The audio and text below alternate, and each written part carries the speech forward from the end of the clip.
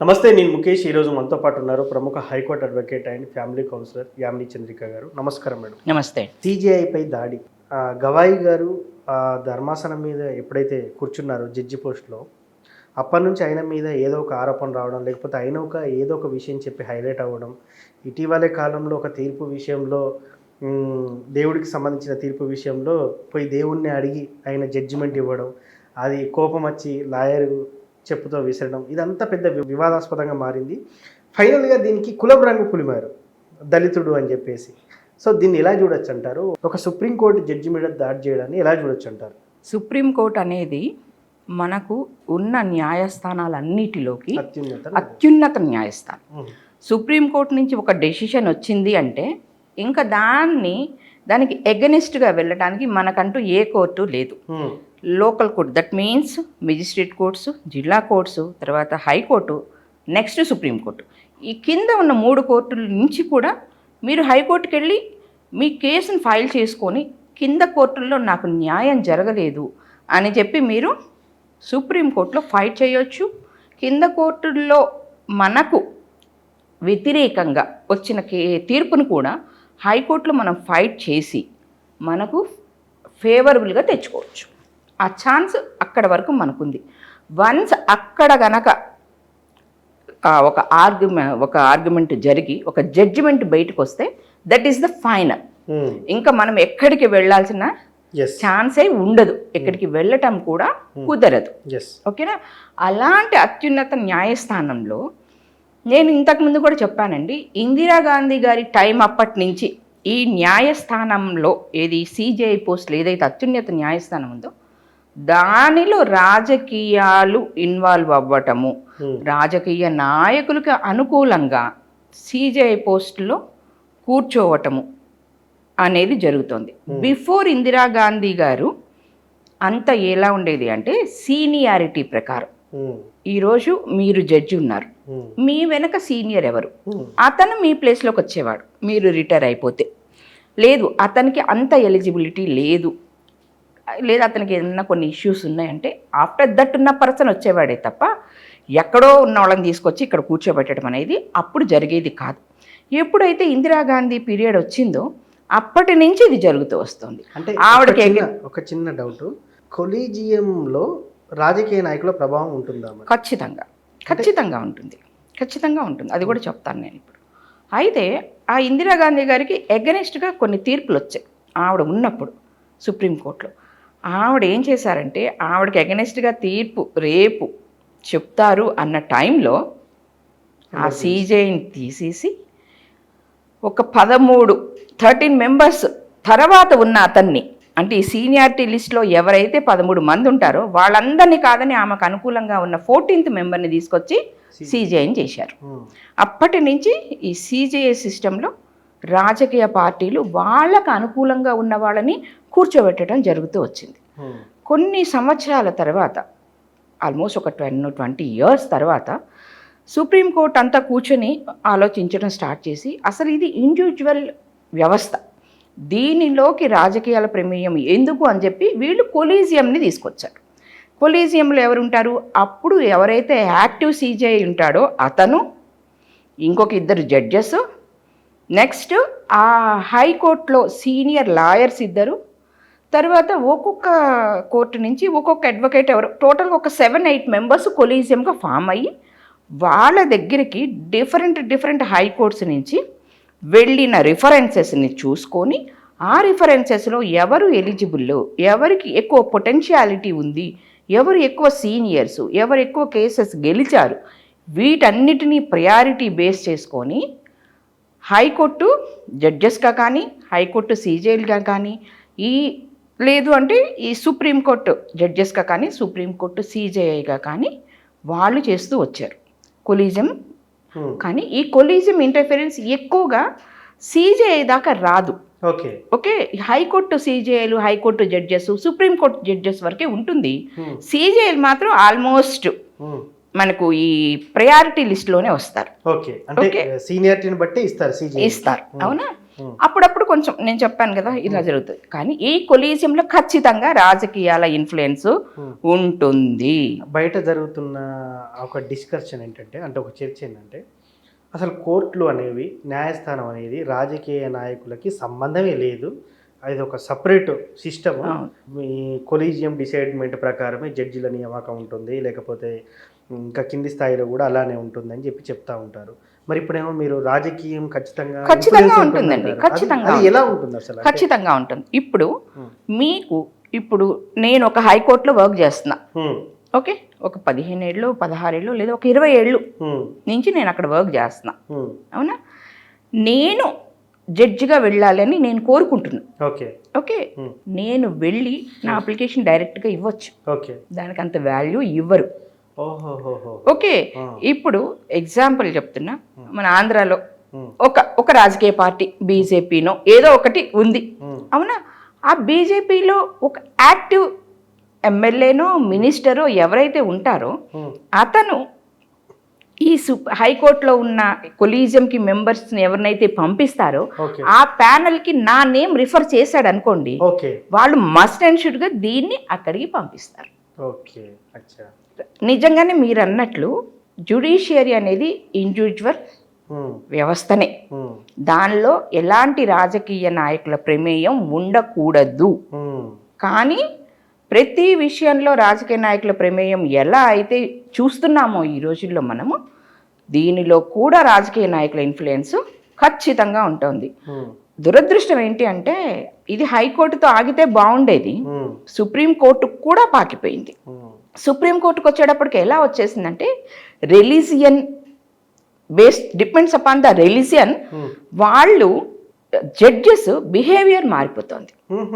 Okay, ఒక ముస్లింకి సంబంధించిన మనం అప్పుడు అనుకునే వాళ్ళము ఆక్యుపైడ్ ల్యాండ్స్ వక్త్ భూములు వచ్చేటప్పటికి, వక్త్ భూమికి సంబంధించి ఒక ముస్లిం వెళ్ళి సుప్రీంకోర్టులో ఒక కేసు ఫైల్ చేస్తే, ఈరోజు గవాయ్ గారు ఎంత ఈజీ అనే అంటానండి, తేలికగా హిందూ ధర్మం కోసం మాట్లాడారో, ఆ విధంగా వక్త్ ల్యాండ్ కోసం ఒక ముస్లిం వెళ్తే, ఈ వక్త్ ల్యాండ్ అంటే మహమ్మద్ ప్రవక్తదే కదా, మీరు వెళ్ళి మహమ్మద్ ప్రవక్తని అడగండి అని అనగలరా?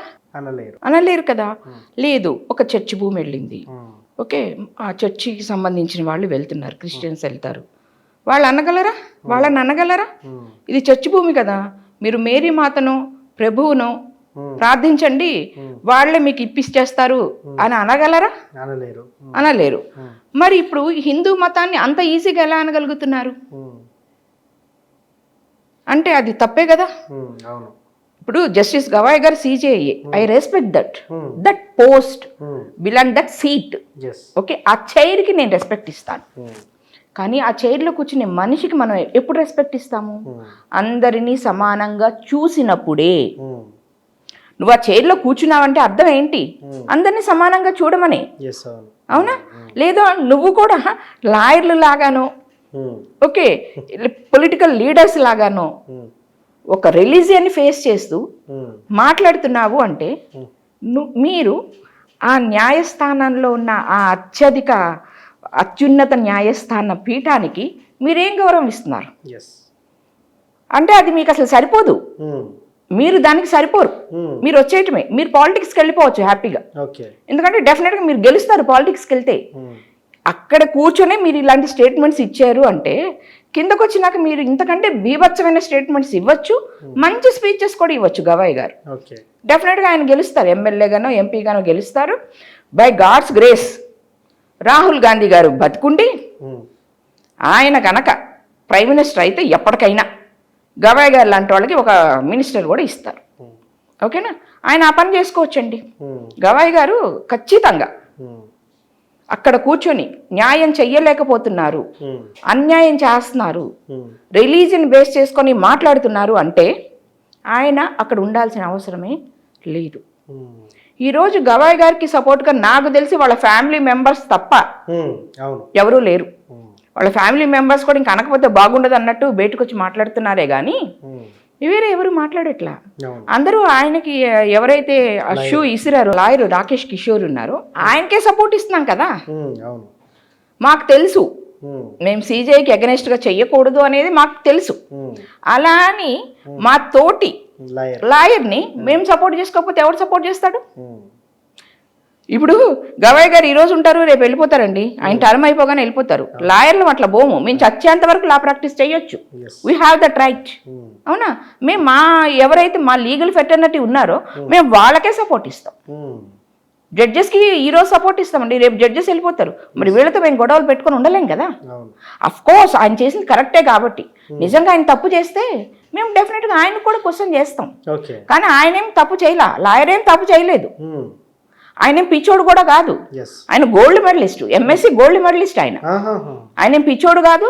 ఆయన ఏమి డ్రింక్ చేసుకొని కోర్టుకు రాలేదు, ఏం లేదు.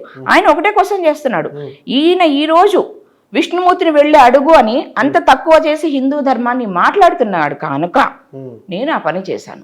ఇదే జడ్జి, ఇదే జస్టిస్ ఒక ముస్లింని కానీ ఒక క్రిస్టియన్ని కానీ ఈ విధంగా మాట్లాడగలరా అని అడుగుతున్నాడు.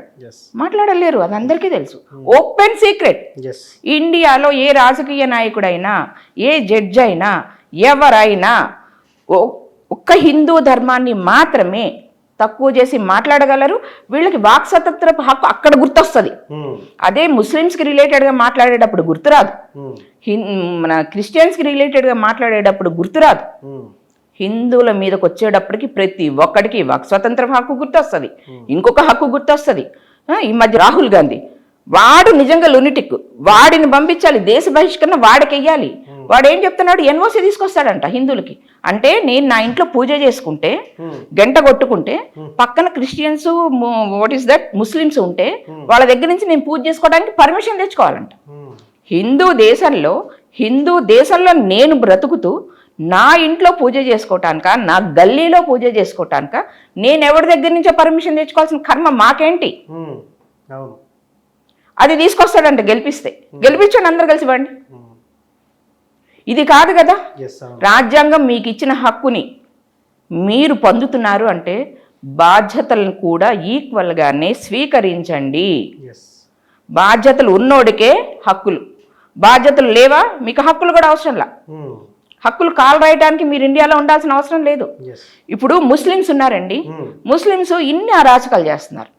ఇంతమంది మతం పేరిట చంపేశారు, మతాన్ని అడిగి మరీ చంపారు.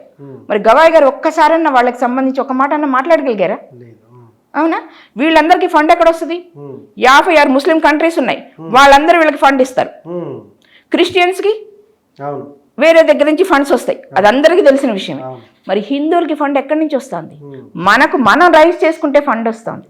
మనకు మిగిలిన దేశం ఏదన్నా ఉందంటే ఇది ఒకటే. అవునా? మన దేశాల్లో మన ధర్మాన్ని మనం కాపాడుకోకపోతే నెక్స్ట్ మనం ఎక్కడికి వెళ్తాం? అంటే మనం హిందువులుగా ఇంకా చచ్చిపోవటమే. మొఘలుల కాలంలో అందరినీ మత మార్పిళ్ళు చేశాడు ఔరంగజేబు. అవునా? ఇంకా ముందు ఈ రాహుల్ గాంధీ వస్తే రాహుల్ ఖాన్ అంటా కదా నేను ఎప్పుడు. ఇంకంతే, ఆ రాహుల్ ఖాన్ చేసే పని ఏంటి అంటే, ఇప్పుడు నేను చంద్రికా నాయుడు కాస్తా చంద్రికా ఖాన్ అవుతా. అంటే నేను బతుకుండాలంటే, నేను బతుకుండక్కర్లేదు, నేను చచ్చిపోతే ఓకే, నేనేమి అవ్వక్కర్లా, చంద్రికా నాయుడు లాగే ఉండిపోతా చరిత్రలో. అలాంటి వరస్ట్ రాజకీయ నాయకుల ఇంపాక్ట్ సిజేఐల మీద ఉంటుంది కాబట్టి వాళ్ళు ఆ విధంగా మాట్లాడగలుగుతున్నారు. సిజే గవాయ్ గారు బుద్ధిజం తీసుకున్నారు, ఆయన దళితుడే, బుద్ధిజం తీసుకున్నారు. రైట్. నీ బౌద్ధ ధర్మంలో ఏముంది? ప్రేమను పంచు, ప్రేమగా చూడు, ప్రేమతో మాట్లాడు అని ఉంది. ప్రేమతో మాట్లాడమంటే ఇదేనా? అవునా? కాదు కదా. అందరినీ సమానంగా చూడమని చెప్పారు. దేవుణ్ణి ఎక్కువగా నమ్మరు, అలాంటప్పుడు ఇలాంటి వ్యాఖ్యలు చేసి. అవును, రైట్. దేవుణ్ణి ఎక్కువ నమ్మరండి. ఈయన ముందుకే వక్ఫ్ బోర్డు బిల్లు వెళ్ళింది, మరి అప్పుడు కూడా ఇలాంటి కామెంట్లు చేయొచ్చు కదండి. అవును, కరెక్టే కదా. మరి ఎందుకు చేయలేదు? అంటే హిందువుల దగ్గరికి వస్తే వీళ్ళందరూ దేవుణ్ణి నమ్మరా? అంటే ఈయన క్రిస్టియాన్ని అను ముస్లింని నమ్ముతాడా? కాదు కదా. బౌద్ధ ధర్మం ఎక్కడి నుంచి వచ్చిందండి? హిందువులో నుంచి పుట్టిందే బౌద్ధ ధర్మం. అదేమో ఎక్కడి నుంచో రాలా, ఏ ముస్లింలో నుంచో ఏ క్రిస్టియానిటీలో నుంచో సపరేషన్ అయ్యి బౌద్ధం రాలా. బౌద్ధం కూడా హిందువులో నుంచి ఒక పార్ట్. ఓకే. దీనిలో ఉన్న కొన్ని అనాచారాలని, ఆ రోజుల్లో ఉన్న కొన్ని అనాచారాలని ఖండిస్తూ వచ్చింది బౌద్ధం. అవునా? అప్పట్లో విచ్చలవిడిగా యుద్ధాలు జరిగేవి, ఒకళ్ళనొకళ్ళు చంపుకునేవాళ్ళు. అవన్నీ తగ్గించాలని చెప్పి బౌద్ధం ధర్మం శరణం గచ్చామి, సంఘం శరణం గచ్చామి అనుకుంటూ ఆయన వచ్చారు. అవును కదా. ప్రేమతో యుద్ధాలు వద్దు, ప్రేమతో సొసైటీని మార్చాలి అని చెప్పి వచ్చారు.